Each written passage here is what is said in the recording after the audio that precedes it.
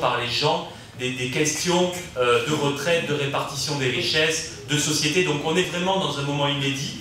C'est un moment qui, j'espère, va basculer sur une dynamique de progrès social.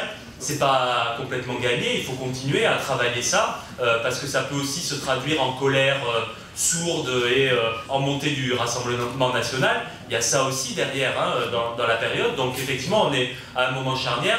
Et donc la stratégie syndicale, c'est effectivement d'élargir, de continuer à faire en sorte que ce soit un mouvement massif et qu'on arrive à montrer que des alternatives sont crédibles. Et effectivement, il faut inventer des formes de dialogue avec les forces progressistes, avec les forces de gauche, entre les syndicats et les organisations politiques. Il faut qu'on arrive à inventer des choses nouvelles en respectant l'indépendance, évidemment, des uns et des autres, mais en parvenant à s'enrichir mutuellement et à créer ce vaste mouvement social qui doit déboucher aussi sur des alternatives politiques. Parce que l'alternative, il n'y a pas d'autre solution que de défaire par des lois ce que des lois régressives ont fait. Et donc il y a un moment, effectivement, ça pose cette question-là. Donc après, ça ne veut pas dire qu'il n'y a que ce genre d'initiative.